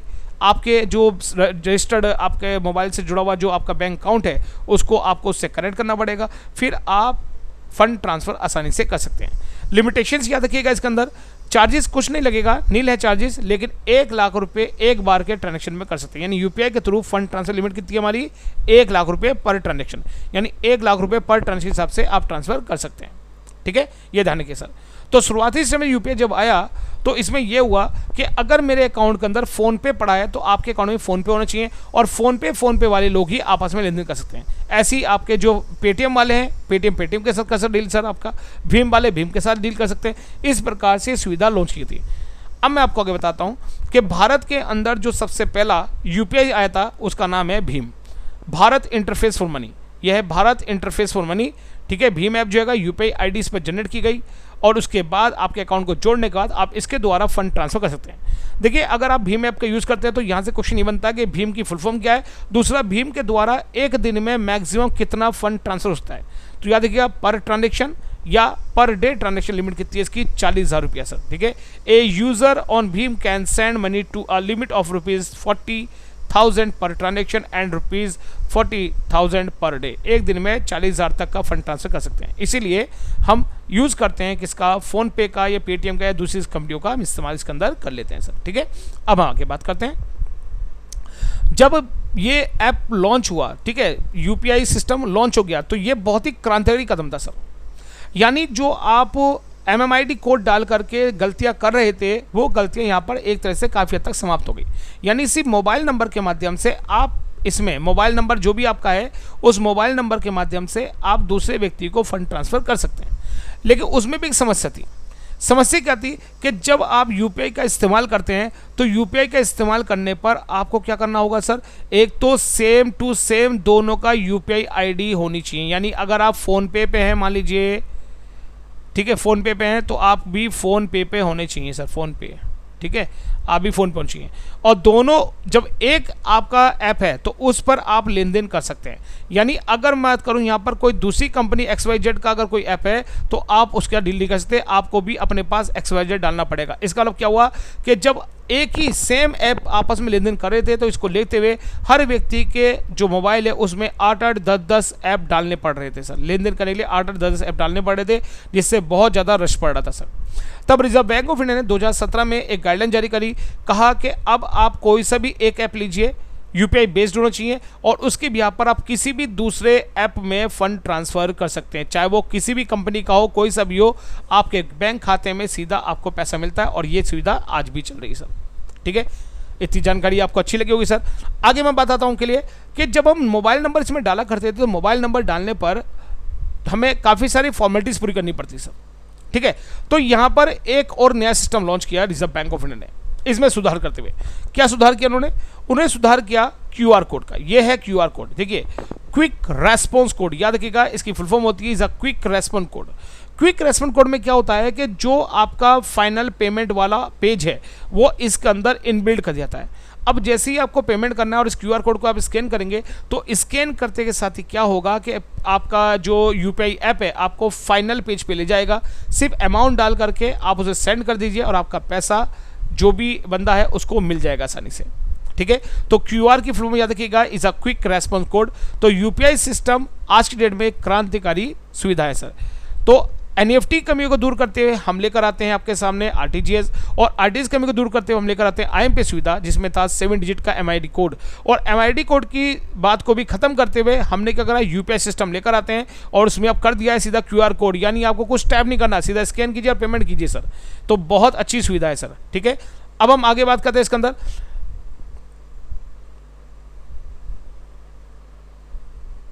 ओके, अब देखिए अगली सुविधा जो कि 2014 में लॉन्च होती है। एक्चुअली दो सुविधाओं पे हम बात करेंगे, एक है APS सुविधा, एक है आपकी APS मतलब होता है आधार इनेबल पेमेंट सिस्टम। ठीक है, आधार इनेबल पेमेंट सिस्टम, और एक सुविधा आपकी है IMT। मैंने इसके अंदर लिखा नहीं है, मैं आपको बता दे रहा हूं। ये दोनों सुविधाएं सन 2014 में लॉन्च हुई थी सर। ठीक है, ये ध्यान रखना। सबसे पहले हम बात करते हैं APS सुविधा की सर। आधार इनेबल पेमेंट सिस्टम नाम से है आधार इनेबल, इनेबल मतलब ऑन करते हुए। देखिए जब आपने आधार कार्ड बनवाए थे तो आपको पता होगा कि आपका अंगुलियों के निशान लिए गए थे, आपकी आंखों के निशान लिए गए थे, और आधार नंबर से आपको प्रॉपर वेरीफाई किया जाता है सर। ठीक है, आपका एड्रेस से लेकर के आपकी आईडी को पूरी तरह वेरीफाई किया जाता है सर। अब मैं एक सिचुएशन बताता हूँ आपके लिए। मान लीजिए ये कोई व्यक्ति हैं, मैं मिस्टर एक्स, और इनके भाई हैं, ये हैं मिस्टर वाई, और मिस्टर एक्स को मिस्टर वाई को 10,000 रुपये ट्रांसफ़र करना है। यहाँ पे मिस्टर वाई कौन है? ये चौथी में 10 बार फेल है, से मान लीजिए सर। 10वें फाल मतलब अनपढ़ आदमी है, पढ़े लिखे नहीं ज़्यादा सर। और मज़े की बात ये है कि इनके गांव के आसपास कोई बैंक भी नहीं है सर। ठीक है, बैंक भी नहीं है सर, और इनका कोई बैंक में खाता भी नहीं है। अब जिस व्यक्ति का पास कोई बैंक भी नहीं है और बैंक में खाता भी नहीं है सर, तो उस व्यक्ति को 10,000 अब कैसे ट्रांसफर करें? यानी अब सिचुएशन क्या है कि मिस्टर एक्स को पैसा भेजना, वो कैसे भेजें इनके लिए सर? तो यहाँ पर एपीएस सुविधा काम आएगी सर। दूर दराज के ऐसे इलाके जहाँ पे बैंकिंग सुविधा नहीं है, तो वहाँ पर बैंक क्या करता है, यहाँ पर पैसा एपीएस के थ्रू पहुँचा सकता है सर। कैसे काम करता है समझिए। ये रहा मान लीजिए बैंक, तो यहाँ पर मिस्टर एक्स क्या करेगा, 10,000 रुपये लेके बैंक में जाएगा और जा करके देगा मिस्टर वाई का आधार कार्ड, यानी मिस्टर वाई का आधार कार्ड दे देगा, उसका एड्रेस दे देगा सर, एड्रेस दे देगा उसका, और एड्रेस के अलावा जो है आपका यानी कि जो अमाउंट और जो चार्जेस हैं वो चार्जेस वगैरह इसको पे कर देगा। यानी बैंक को बता देगा कि 10,000 रुपये इस एरिया के इस व्यक्ति को देकर आना, उसका एड्रेस आधार नंबर ये हैगा, और ये आपके चार्जेस है, जो भी इसको भेजने के चार्जेस होते हैं सर। अब बैंक को जब चार्जेस मिल गए तो बैंक क्या करेगा, इनके गाँव के यानी इनके एरिया के नियर अबाउट जो इस बैंक की सबसे पहली ब्रांच होगी, जो भी सबसे करीब ब्रांच होगी, उस ब्रांच में वो पैसा ट्रांसफ़र किया जाएगा। मान लीजिए बैंक ये रहा सर, ये दूसरा बैंक है सर आपका, इनके गांव के पास का, ये पैसा सारा यहाँ ट्रांसफ़र कर देगा। जैसे ही बैंक में पैसा पहुँचेगा तो बैंक क्या करेगा, बैंक अपने जो बीसी हैं, बीसी बोलते हैं बैंकिंग कॉरस्पॉन्डेंस या बैंकिंग बिजनेस कॉरस्पॉन्डेंस, ठीक है, बैंकिंग कॉरस्पॉन्डेंस या बिजनेस कॉरस्पॉन्डेंस बोलते हैं इसके लिए। ये एक तरह के बैंक के एजेंट होते हैं, इनको हम बैंक मित्र भी बोलते हैं सर। तो यहाँ पर बैंक क्या करेगा कि बैंक अपने जो बैंक मित्र हैं या जो बैंकिंग कॉरस्पॉन्डेंस हैं, उनको एक आधार मशीन लेकर के सीधा भेज देगा मिस्टर वाई के पास। और मिस्टर वाई के पास जाने के बाद क्या होगा कि मिस्टर वाई का जो अंगूठा है वो इस प्रकार, जैसे इन्होंने यहाँ अंगूठा लगाया वैसे ही अंगूठा लगा करके उनके अकाउंट को वेरीफाई किया जाएगा। जैसे ही अंगूठा लगेगा, ये जो आधार नंबर है वो उस पर लिखा हुआ आ जाएगा स्क्रीन पर। आधार नंबर को ये आधार कार्ड से मैच करा लेंगे, और जैसे मैच होगा, वेरीफाई हो जाएगा, तो सीधा बीसी क्या करेगा, इनको पैसा 10,000 रुपया इनको पे कर देगा कि भैया आपका पैसा ऐसे से वहाँ से आया है सर। ठीक है, और पैसा इनको मिल जाएगा। तो दूर दराज के ऐसे इलाके जहां बैंकिंग सुविधा नहीं है, या पब्लिक के बैंकों में अकाउंट नहीं है, या बैंक से वो जुड़े नहीं है, तो ऐसे इलाकों में फंड ट्रांसफर की सुविधा है हमारी एपीएस, यानी आधार कार्ड के थ्रू दूर दराज के इलाकों में फंड ट्रांसफर करने का तरीका है एपीएस। यहां से एक क्वेश्चन और राइज होता है। देखिए एक वर्ड मैं आपको बता दूं, एक होता है हमारा ब्रांचलेस बैंकिंग।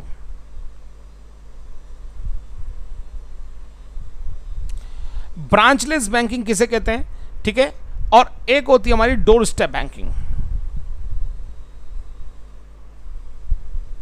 मैं दोनों को बताता हूं। देखिए ऐसा होता है कि जो बैंक हैं अपनी ब्रांचेस बैंक ने खोल रखी। मान लीजिए मैं एग्जांपल लेता हूं, सपोज कीजिए देहरादून का, तो देहरादून काफ़ी बड़ा डिस्ट्रिक्ट है सर।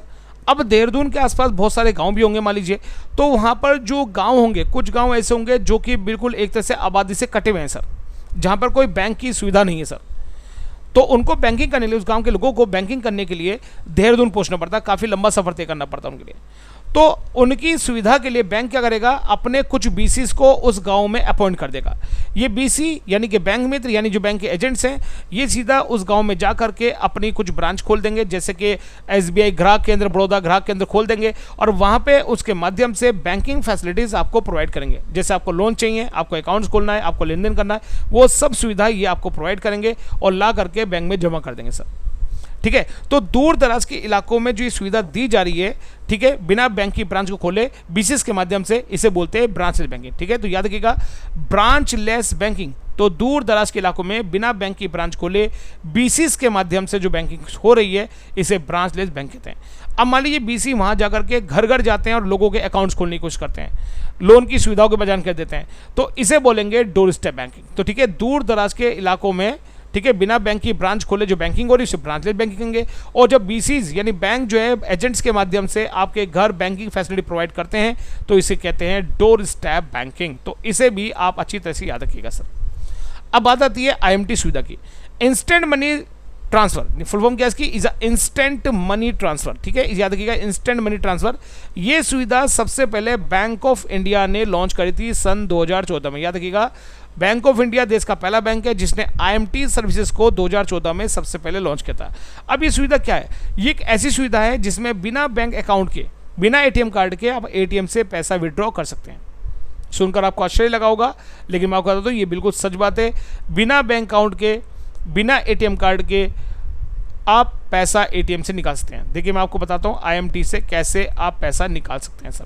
मान लीजिए कोई व्यक्ति है, ये है मिस्टर एक्स, ये लीजिए सर, मिस्टर एक्स आ गए फिर से, ये मिस्टर एक्स हैं और मिस्टर एक्स पहुंच गए हैं, मान लीजिए कहाँ पर आपके, ये पहुंच गए हैं मुंबई में सर, मुंबई में इस समय सर। ठीक है, और मुंबई में इनकी जेब कट चुकी है।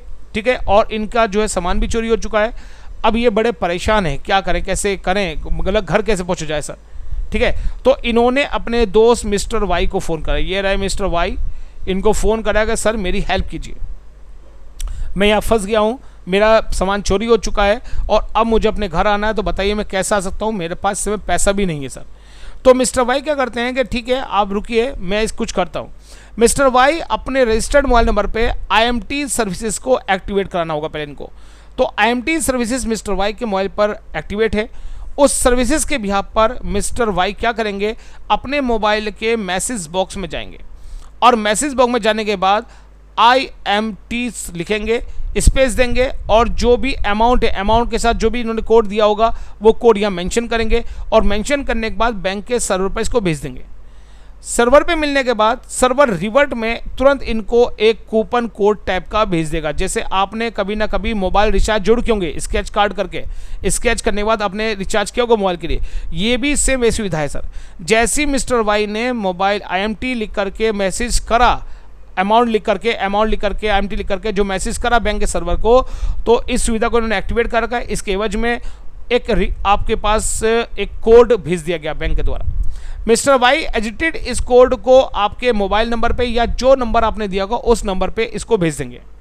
मिस्टर एक्स उस कोड को नोट कर लेंगे कागज पर। ठीक है, और नोट करने के बाद उसको डिलीट कर देंगे मैसेज को और सीधा पहुंच जाएंगे बैंक में। तो आप देखिए बैंक की जो ATM है, यानी ATM में पहुंचेंगे सर।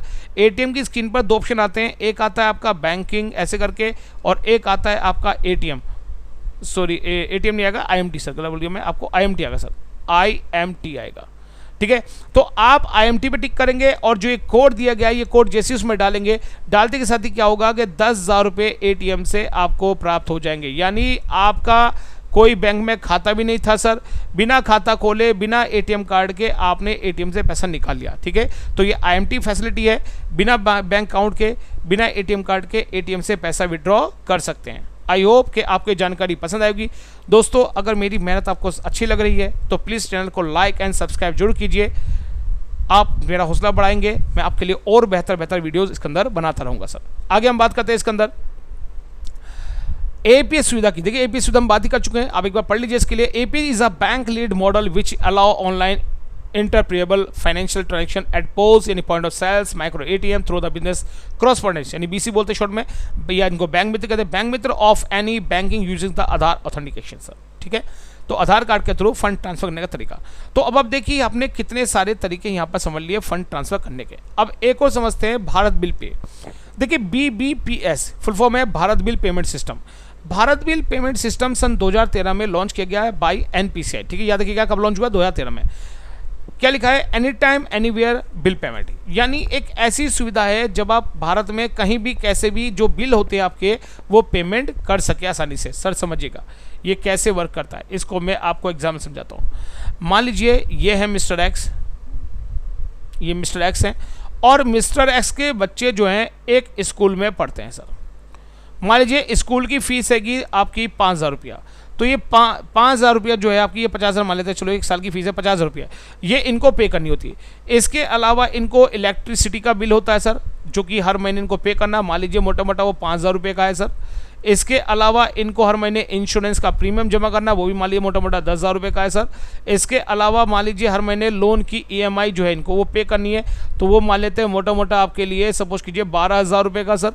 ठीक है, और इसके अलावा मान लीजिए कुछ इनको मिल्क का पेमेंट भी देना होता है हर महीने, दूध का बिल आता है, तो वो करीब करीब मान लीजिए मोटा मोटा 5,000 रुपये का दूध का हो जाता है। ऐसी प्रश्न ऐसे बहुत सारे बिल होते हैं जो कि देना है, गैस वाले का बिल देना है, स्कूल वाले का बिल देना है, कोचिंग का बिल देना है। ये सारे जो बिल्स होते हैं, इन बिल को पे करने के लिए क्या करते हैं, मिस्टर एस को एक दिन की छुट्टी लेनी पड़ेगी और फिर घूम घूम के कभी स्कूल, कभी इलेक्ट्रिसिटी डिपार्टमेंट में, फिर आपके लोन डिपार्टमेंट में यहाँ जाकर के फीस जमा करनी पड़ेगी। तो यहाँ पर आपकी इन सारी प्रॉब्लम का सॉल्यूशन एक निकाला गया बीबीपीएस के रूप में आरबीआई द्वारा, भारत बिल पेमेंट सिस्टम। ये एक ऐसी सुविधा है जिसमें आपके जो ये सारी लायबिलिटीज़ हैं, इन लायबिलिटीज़ को पे करने की जिम्मेदारी आप अपने बैंक को दे सकते हैं और आपका बैंक इस लायबिलिटी को आपकी जो डेट देंगे उस डेट पर के लिए पूरा कर देगा, यानी ऑटोमेटिकली काम चलेगा। इसे बोलते हैं ईसीएस यानी इलेक्ट्रॉनिक क्लियरेंस सिस्टम। ठीक है, इलेक्ट्रॉनिक क्लियरेंस सिस्टम बोलते हैं। अब देखिए कैसे होगा। इसके लिए मिस्टर एक्स अपने बैंक में जाएंगे, मान लीजिए ये रहा बैंक, और बैंक के साथ में ईसीएस साइन कर देंगे। ईसीएस होता है इलेक्ट्रॉनिक क्लियरेंस सिस्टम, यानी इलेक्ट्रॉनिक फॉर्म में आपका जो क्लियरेंस है यानी जो पेमेंट है उसको आप जो है आसानी से यानी बैंक आपका कर सके। तो मिस्टर एक्स बैंक के साथ में एग्रीमेंट कर देते हैं कि भैया हर महीने की 1 तारीख को आपको स्कूल की फीस देनी है, 2 तारीख को इलेक्ट्रिसिटी बिल देना है, 4 तारीख को आपको जो है ये बिल पे करना है, 6 तारीख को आपको लोन की ईएमआई देनी है और आपको जो है 15 तारीख को दूध वाले का बिल पे करना है। तो जब आपने ये सारी डेट के साथ में इन सब के अकाउंट के साथ में अपने ईसीएस साइन कर दिया, तो अब आपकी जो अथॉरिटी है यानी जो इस पेमेंट करने की जो लायबिलिटी है वो बैंक को मिल गई। आपको सिर्फ अपने अकाउंट को मेंटेन करके रखना है बस खाली, और जैसी डेट आएंगी तुरंत आपके अकाउंट से पैसा कटेगा और इनके अकाउंट्स में ट्रांसफर कर दिया जाएगा सर। ठीक है, तो देखिए ईसीएस क्या है। ECS, what is ECS? तो it is a mode of electronic fund transfer from one bank account to another bank accounts. ठीक है, using the service of a clearing house. This is normally for bulk transaction for one account to many customer, many account और versa, vice versa sir. ठीक है, तो आप अपने bank को ये अथॉरिटी दे देंगे कि वो आपके लिए बिल पेमेंट वगैरह सारा कर सकता है। तो ये है भारत बिल पे, आजकल काफ़ी चर्चाओं में भी है तो आपको पता होना चाहिए। तो भारत बिल पे जो सिस्टम है ये Bharat bill payment, bill pay की फुल फॉर्म क्या है, बिल पेमेंट सिस्टम, इस पर आधारित है सर। ठीक है, आगे हम बात करते हैं यहाँ पर एनपीसीआई की बात करें तो बार बार बात आई कि एनपीसीआई ने डेवलप किया आपका आईएमपीएस सुविधा, आईएमटी सुविधा, एईपीएस सुविधा, और इसके अलावा जो रुपए डेबिट कार्ड हम यूज़ करते हैं, रुपए कार्ड, रुपए डेबिट कार्ड और रुपए पेमेंट गेटवे, वो भी आपका एनपीसीआई के द्वारा ही डेवलप किया गया यहाँ पर। ठीक है, अब एनपीसीआई है क्या, the national payment corporation of India, ये इसकी फुल में इज एन अम्ब्रेला ऑर्गेनाइजेशन। ठीक है, for an operating retail payments and the settlement system in India. याद रखना, भारत में जितने भी लेन देन बैंकों के बीच हो रहे हैं उन लेन देन को सेटल करने वाली जो बॉडी है वो कौन है, NPCI is a settlement system in India. ठीक है, रिटेल पेमेंट जितना भी हो रहा है उन सब का लेन देन सेटलमेंट करने का काम एनपीसीआई का है सर। हम बात करते हैं, इसके फाउंडर थे आरबीआई और आईबीए। अब आईबीए क्या है इस पर हम लोग आगे बात करेंगे। रिजर्व बैंक और इंडियन बैंक एसोसिएशन ने मिलकर के एनपीसीआई गठन किया था सन 2008 में सर। इसका हेडक्वार्टर मुंबई में है सर, और ये हैं दिलीप अजबे जो कि इसके एमडी एंड सीईओ हैं सर। इसे भी आप ध्यान रखिएगा। National payment corporation of India जो है इसका सिर्फ मेजर वर्क यही है कि कैसे करके हम बैंकिंग को आसान कर सकते हैं, नए नए गैजेट्स बनाना, ये सब इसके काम है सर, और पेमेंट सेटलमेंट को ध्यान रखना सर। ठीक है, तो जो भी लेन देन हो रहा उनके बीच में एज ए ब्रिज बॉडी आपका एनपीसीआई वर्क करता है। ठीक है, ये आरबीआई की सब्सिडरी है सर, ध्यान रखिएगा सर। अब हम बात करते हैं यहाँ पर आईबीए की बात आई है तो आईबीए बोलते हैं इंडियन बैंक एसोसिएशन, इसको भी जान लीजिए सर। इंडियन बैंक एसोसिएशन की स्थापना 26 सितंबर 1946 को की गई थी सर। मुंबई इसका हेडक्वार्टर है, और ये आईबीए चेयरमैन जो कि हाल ही में अभी चेंज हुए हैं, ये हैं यूनियन बैंक ऑफ इंडिया के एमडीसीओ जिनका नाम है राजकुमार राय जी। याद रखिएगा, ये आपके एग्जाम के लिए इंपॉर्टेंट क्वेश्चन है, पूछ सकता है कि आईबीए के जो न्यू चेयरमैन हैं वो है राज किरण राय जी। पहले कौन थे, सुनील मेहता जो पंजाब नेशनल बैंक के एमडीसीओ थे, अब वो हट गए हैं, 1 साल का कार्यकाल था उनका सर। अब आ गए हैं आपके कौन, राज किरण राय जी सर। अब आईबीए है क्या, देखिए आईबीए का जो मेन रोल है देश के अंदर, वो देश की बैंकिंग सिस्टम कंटिन्यू वर्क करता रहे बिना किसी रुकावट के, ये इसका काम है। अगर किसी प्रकार कोई डिस्प्यूट है तो उसको भी ये रिसोल्व करेगा। देखिए IBA is a bridge body, ध्यान दीजिएगा, IBA is a bridge body किसके बीच में, आरबीआई, गवर्नमेंट ऑफ इंडिया, आपके बैंक्स और जो बैंक के एम्प्लॉयज़ हैं। तो इन चारों के बीच में यदि कोई भी दिक्कत होती है, कोई भी परेशानी होती है, ठीक है, तो उनके बीच में सुलह करने की जिम्मेदारी किसकी, आईबीए की, ताकि बैंकिंग प्रणाली प्रॉपर काम कर सके। ठीक है, तो ये ब्रिज बॉडी के रूप में काम कर रहा है, इसको आप बिल्कुल ध्यान रखिएगा सर। ठीक है, बैंक व्यवस्था चलाए रखने के लिए सर।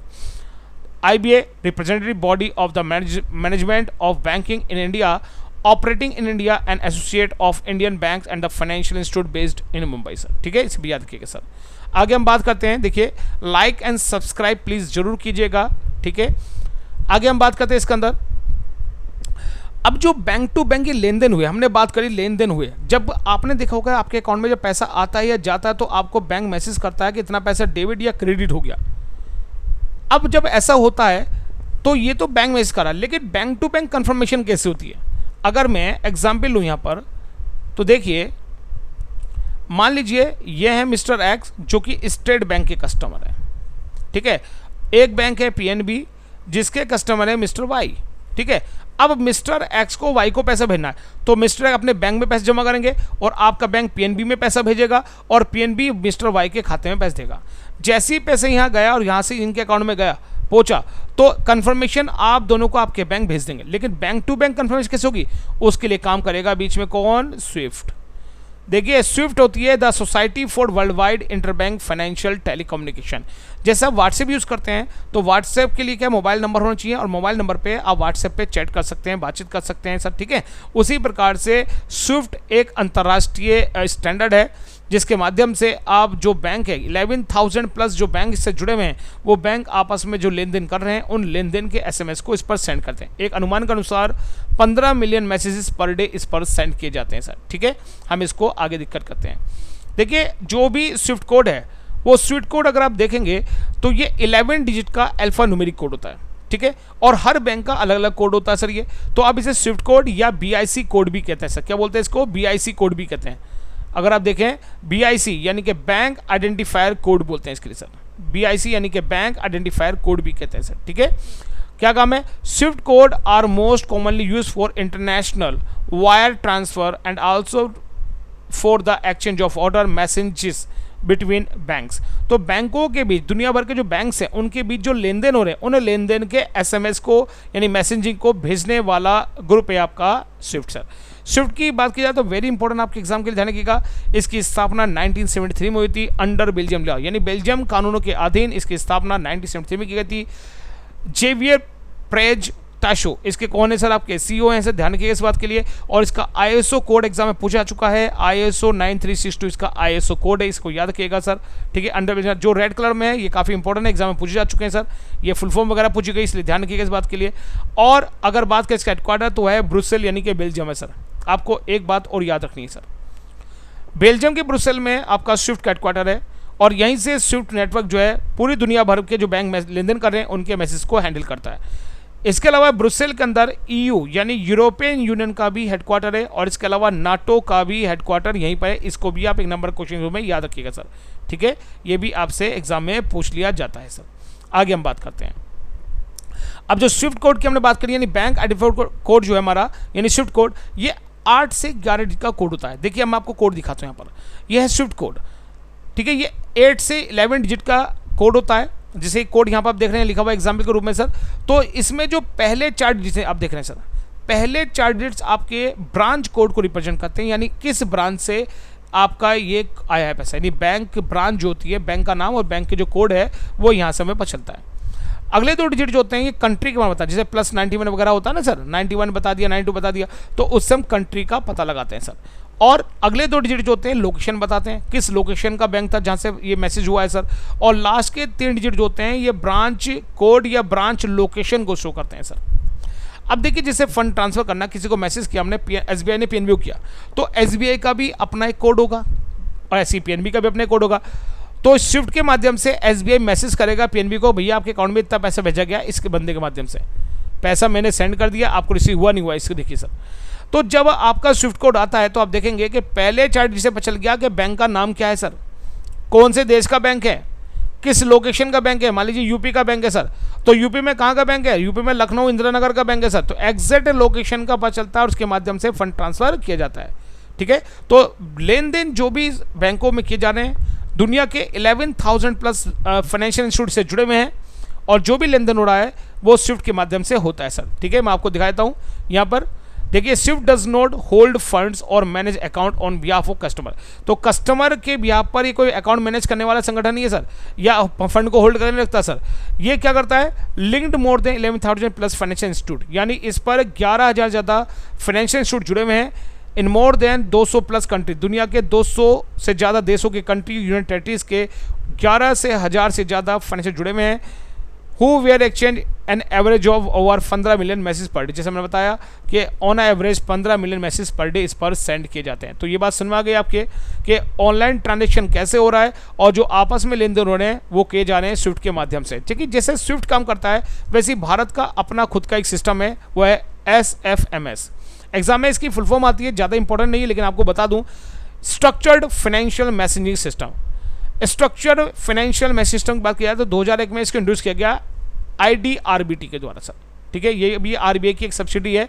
IDRBT के द्वारा इसको 14 दिसंबर 2000 को लॉन्च किया गया और ये it is an Indian standard, ये इंडिया का स्टैंडर्ड है, बिल्कुल सिमिलर है स्विफ्ट की तरह। जैसे स्विफ्ट काम करता है, मैसेजिंग करता है, वैसी इंडिया का ये एक सिमिलर है, यानी बैंक टू बैंक जो लेन देन हो रहे हैं स्विफ्ट के अलावा SFMS के माध्यम से भी लेन देन किया जाता है, यानी जो भी लेन देन हो रहे हैं उनके मैसेजिंग को भी यहाँ से सेंड किया जाता है सर। ठीक है, तो इतनी बात ध्यान रखिएगा कि बिल्कुल स्विफ्ट की तरह ही ये काम करता है सर। ठीक है, इस बात को क्लियर हो जाएगी सर। आगे हम बात करते हैं इसके अंदर। अब जो भी लेन देन हमारा हो रहा है वो लेन देन सही हो रहा है, गलत हो रहा है, लीगल है कि इलीगल है, इन सब पर निगाह रखने के लिए अंतर्राष्ट्रीय लेवल पर 1989 में ग्रुप ऑफ 7 ने एक सबमिट की थी।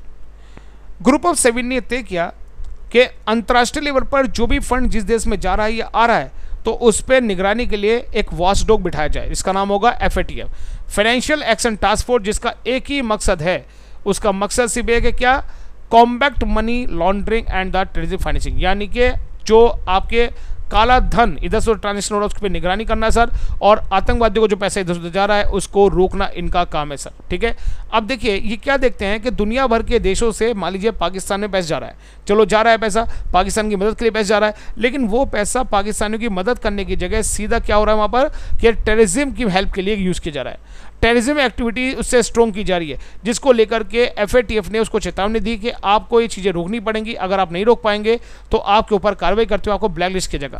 ब्लैक लिस्ट का मतलब होता है कि अब आप डिफॉल्टर हैं और आपके साथ में लेन देन नहीं किया जाएगा, यानी कि आपके लोन चुकाने की क्षमता बिल्कुल नगण्य है सर। इस कारण से आपको ब्लैक लिस्ट किया जा सकता है सर। तो यहाँ पर पाकिस्तान को जब ब्लैक लिस्ट की बात होती है तो यहाँ पर चाइना ने हमेशा उसका सपोर्ट किया है और उसको बचा लिया, अभी भी वो ग्रे लिस्ट में है सर। देखिए फाइनेंशियल एक्शन टास्क फोर्स जो है is a global money laundering and terrorism financing watchdog, the internal government, ठीक है, inter governmental body set international standard that aim to prevent this illegal activity and the harm they cause of the society sir. ठीक है, तो जो भी illegal activities हो रही हैं, फंड ट्रांसफर कहाँ पे जा रहा है, उन सबको देखने के लिए FATF का गठन किया गया था। अब हम FATF की बात करते हैं।